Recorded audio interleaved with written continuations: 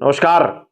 27 साल बाद दिल्ली की सत्ता में वापसी करने वाली भारतीय जनता पार्टी ने रामलीला मैदान में ऐसा शक्ति प्रदर्शन किया जिसे महज एक शपथ ग्रहण समारोह कहकर टाल देना उचित नहीं होगा। यह एक संदेश था। दिल्ली में अब भाजपा का परचम फिर से लहरा रहा है और पार्टी इसे महज एक चुनावी जीत तक सीमित रखने के बिल्कुल मूड में नहीं दिख रही है। रेखा गुप्ता के मुख्यमंत्री पद की शपथ से पहले तक दिल्ली की राजनीति आम आदमी पार्टी के इर्द गिर्द घूम रही थी।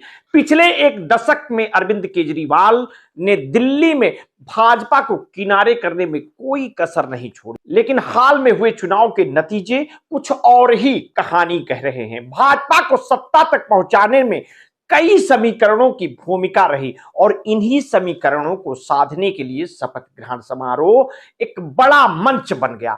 रामलीला मैदान खचाखच भरा था। हजारों की भीड़, भगवा झंडों की लहरें और मंच पर बैठे भाजपा के दिग्गज नेता ये सब दर्शा रहा था कि ये महज एक मुख्यमंत्री के पद ग्रहण की औपचारिकता नहीं थी, बल्कि 2029 की और भाजपा की रणनीतिक चाल थी। मंच पर प्रधानमंत्री नरेंद्र मोदी, केंद्रीय गृह मंत्री अमित शाह, भाजपा अध्यक्ष जेपी नड्डा के अलावा सभी भाजपा शासित राज्यों के अधिकांश मुख्यमंत्री और उप मुख्यमंत्री मौजूद थे और यह भाजपा का अपनी एकजुटता और शक्ति दिखाने का तरीका था। सबसे पहले उपराज्यपाल बीके सक्सेना ने रेखा गुप्ता को मुख्यमंत्री पद की शपथ दिलाई। इसके बाद 6 विधायकों प्रवेश वर्मा, आशीष सूद, मनजिंदर सिंह सिरसा, रविंद्र इंद्राज सिंह, कपिल मिश्रा और पंकज कुमार ने मंत्री पद की शपथ ली। दिलचस्प यह रहा कि इस पूरे समारोह के दौरान भाजपा ने अपने आंतरिक समीकरणों को भी साधने की पूरी कोशिश की। प्रवेश वर्मा, जो रेखा गुप्ता को मुख्यमंत्री बनाए जाने से नाराज बताए जा रहे थे, उन्हें मंच पर बुलाने से पहले ही एक रणनीति तय कर ली गई। रेखा गुप्ता ने शपथ लेने के बाद मंच से उतरते ही सबसे पहले प्रवेश वर्मा के पास जाकर हाथ जोड़कर उनका अभिवादन किया। प्रवेश वर्मा, जो कुछ समय पहले तक पार्टी के फैसले से असहमत दिख रहे थे, उसी मंच पर गले लगकर अपनी नाराजगी खत्म करते नजर आए और यह भाजपा के भीतर चल रही कलह को शांत करने की कोशिश का एक हिस्सा था। भाजपा को पता था कि दिल्ली में सत्ता में बने रहने के लिए अंदरूनी गुटबाजी से बचना जरूरी है। दिल्ली के इस शपथ ग्रहण मंच को भाजपा ने महाराष्ट्र के लिए भी एक संदेश देने के रूप में इस्तेमाल किया है।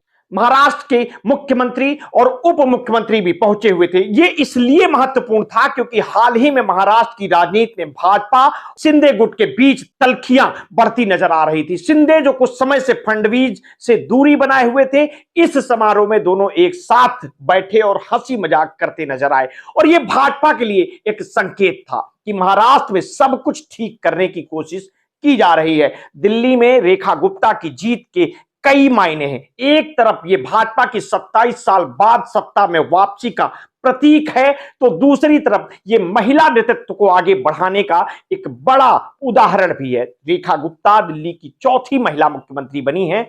उनसे पहले सुषमा स्वराज, शीला दीक्षित, आतिशी इस पद पर रह चुकी है, लेकिन रेखा गुप्ता का मुख्यमंत्री बनना इसलिए भी अहम है क्योंकि उन्होंने आम आदमी पार्टी की मजबूत उम्मीदवार वंदना कुमारी को 29,000 से अधिक वोटों के अंतर से हराया है।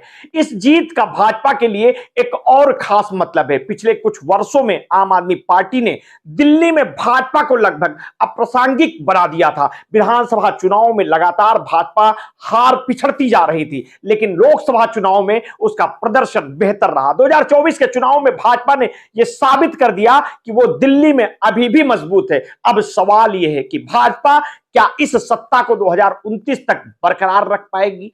शपथ ग्रहण समारोह में धर्मगुरुओं के लिए एक अलग मंच तैयार किया गया था, जहां विभिन्न धर्मों के प्रमुख लोग मौजूद थे और यह भाजपा की सर्वसमावेशी छवि को दिखाने की भी एक कोशिश थी। वहीं तीसरा मंच पूरी तरह से सांस्कृतिक प्रस्तुतियों के लिए था। भाजपा जानती थी कि दिल्ली में उसकी छवि अब तक मुख्य रूप से एक कट्टर हिंदुत्ववादी पार्टी की रही है, इसलिए उसने इस समारोह में सभी समुदायों को जोड़ने की रणनीति अपनाई। हालांकि यह भी कहना जरूरी है कि यह जीत भाजपा के लिए जितनी बड़ी उपलब्धि है, उतनी ही बड़ी चुनौती भी है।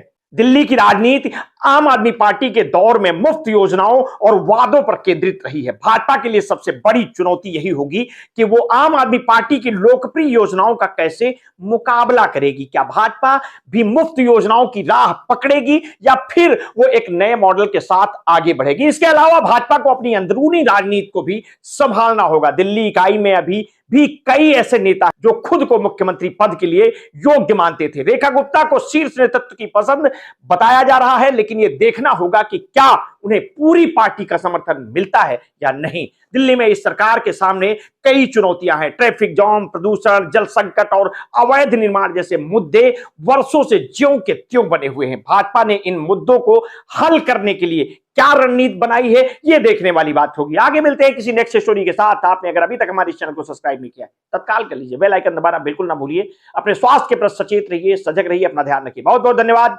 साधुवाद।